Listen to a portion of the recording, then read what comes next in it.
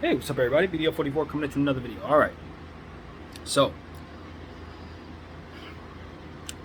I think if the Nets decide to play hardball with Kevin Durant, that he's going to sit out. If for some reason he sits out, that doesn't mean that you won't see him suit up for the Brooklyn Nets. That's what I'm here to tell you. He will suit up, he'll check in, ankle will roll, he will step out, and you won't see him again. That's what's going to happen. That's exactly what I think is going to happen.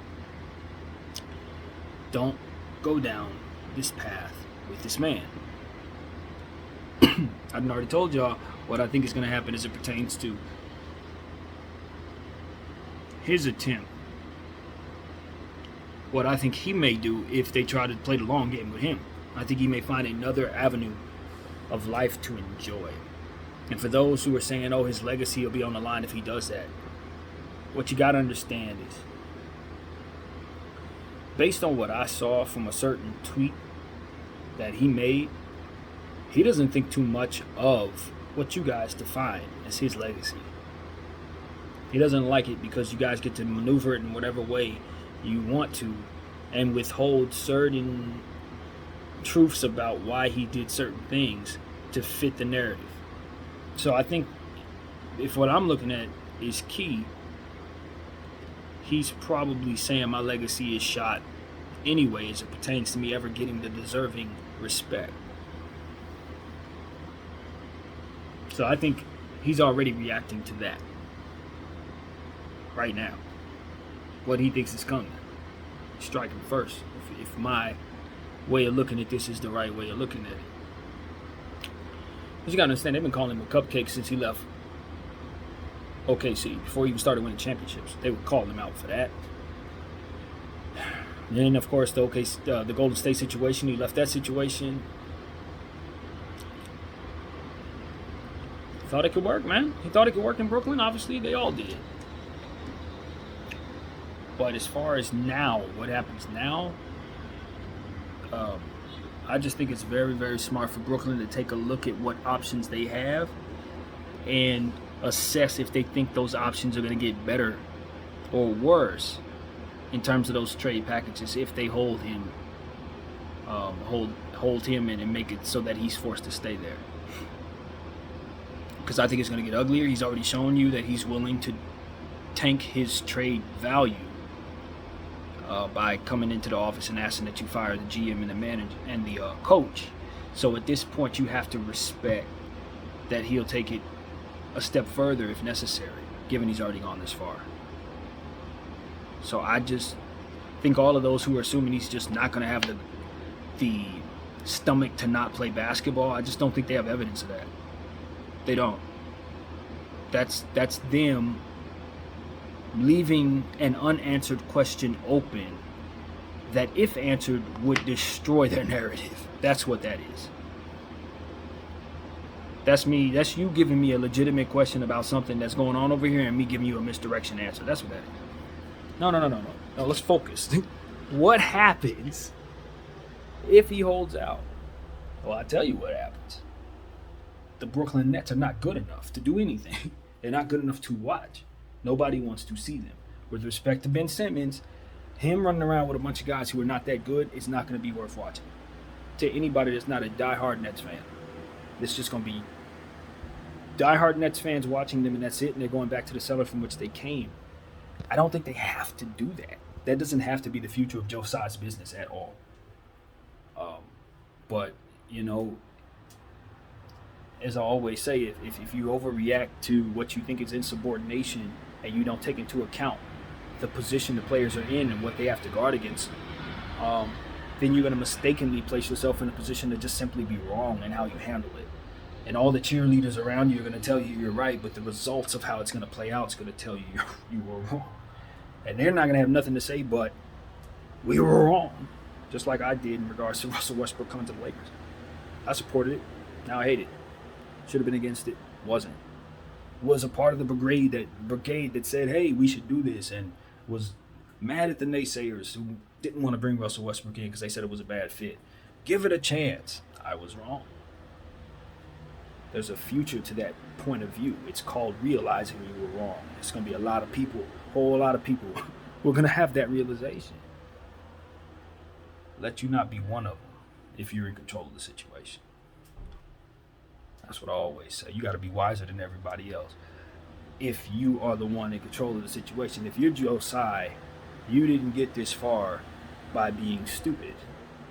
And I think doing the power struggle thing with the basketball player as an owner is stupid.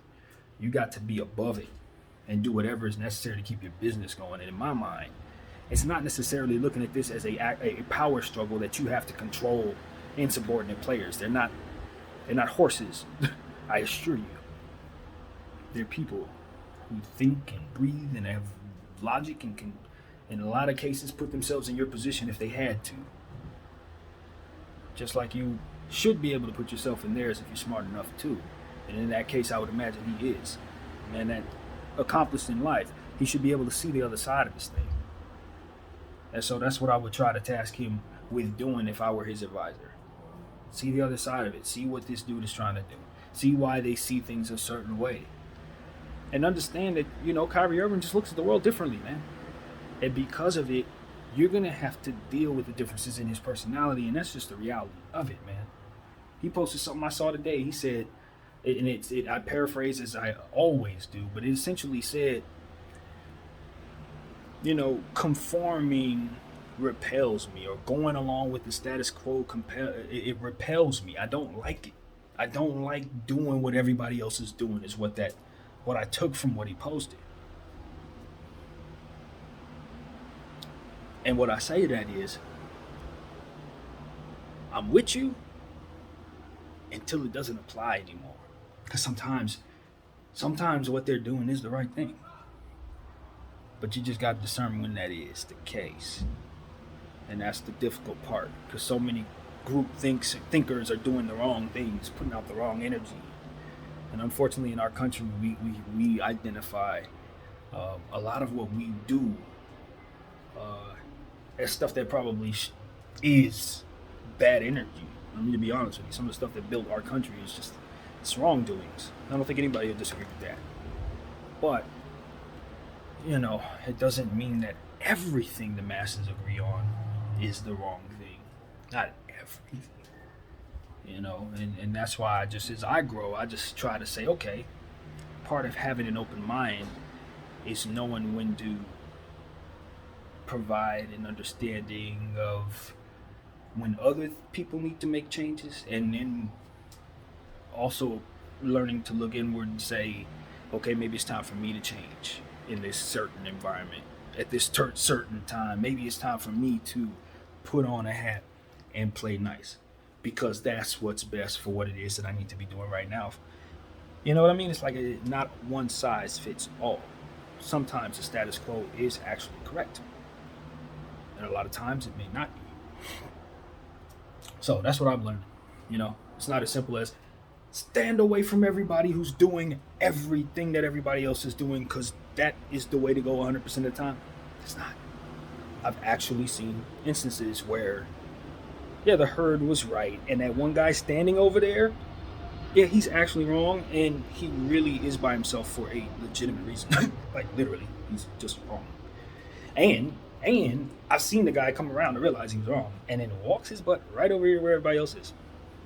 I've seen that play itself out. So now I'm like, okay, well, not everything is like that. Sometimes standing alone ain't always the way to go. But in matters that have to do with treating people fairly, and you're watching people not be treated fairly, in matters that have to do with standing up for things that are true and all those good things, I think standing on your lonesome is probably the way to go. Probably. So that's how I look at that type of thing, man. But you just gotta be able to discern what and when, timing, etc. So that's how I look at it, man. That's where I'm at with it. That's where I'm at. I hope that all of you guys are having a fantastic day. I hope that, as I always say, with good energy, that this solution is found for the situation at hand. If not for nothing else, for the betterment of the sport, since we're talking about basketball, but even more so, this in life, man. We've got to get to a point where we can catch up to to the fast-paced nature of how information is flowing toward us and how we have to react to it at a different speed than our forefathers and even ourselves maybe 10 years ago.